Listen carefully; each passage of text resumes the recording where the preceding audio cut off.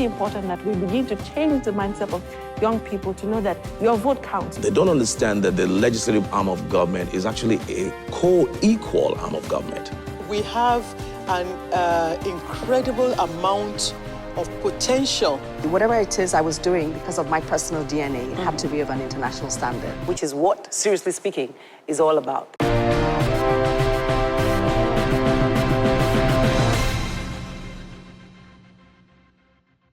Yes, technically, I should be wishing you a Happy New Year, right? For those of you who stayed up to welcome the new year, if you are like me, wondering where did 2016 go and what is in store for me in 2017, well, it happens to us all the time. The year runs out and you're like, what have I achieved? Another one begins and you set new goals and new objectives. And the cycle continues. Well, on the show today, we are seriously talking about how we need to begin to live a more conscious life. And I have two authors, accidental authors, I call them, who've written books in 2016 that got me thinking about your mind and your money.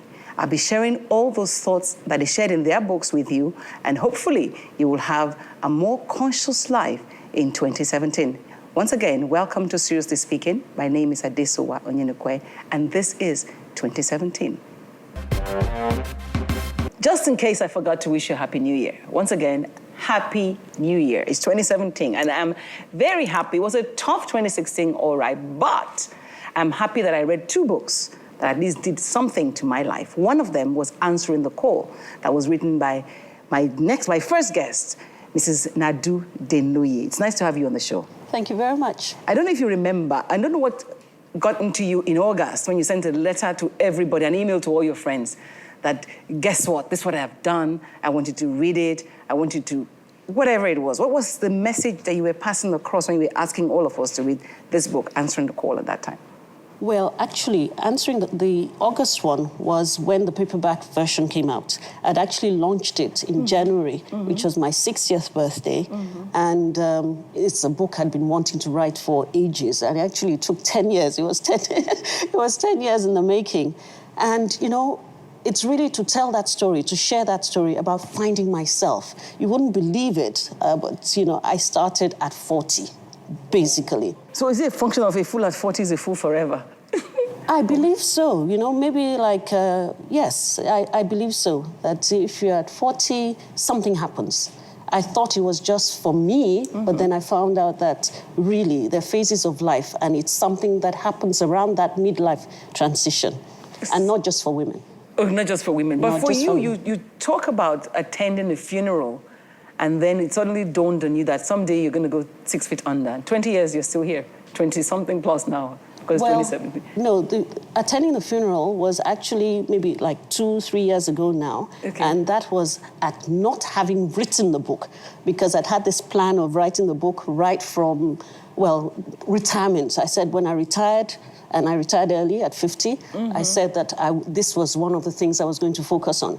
And 8 years later, at the time of the funeral, I hadn't done this. And I said, well, who knows? Anything can happen. I better be serious and write this book. By any standards, you're a successful woman, you know, an engineer, you set up a company in 1986, you retired in 2006, you know, have everything together. But you said in the book that you were successful by all standards, yet you still had questions. Seemingly successful. Oh. Seemingly successful, really, because, you know, what you define as success. Because I found out that life is not about, I'm not here because of me. God put me here, and it's not about my decisions and what I want to do in life. I believe so, particularly for believing Christians. It's not about us. We're not here, we're not random beings. Yeah, and so God has brought us here for a purpose, and we need to discover that purpose. So when we live life and we're not conscious of that, what we're here for, then, you know, you just live day to day, randomly and all that. So for all I was termed to be successful, I was living a life of mere existence, you know, just following the normal roads of life, going to school, doing well, getting married, and having kids, and, you know, well, starting a successful business, supposedly. But there was a lot more. So my definition of success and being the best changed radically. So could it be spiritual? You know, sometimes it's like, as we get older, we begin to ruminate and think, okay, so what am I going to leave behind? Is it about that? Or is it something that people, even younger people, can take away, that they need to begin to think like that? It's not just spiritual. Actually, you can see it in the order of life. And I see in that book, you're always talking about the cosmic, making it so clear. Human cycle of life, there are different phases of life, and it's all a progression. Each phase builds onto the other. And really, life is about growth to maturity. So, at the later part of life, and it's not just about knowing God or what have you, but later part of life, around the middle life, there comes a time that you need, if you get to that point, there's questions that are asked: who am I? What is my purpose?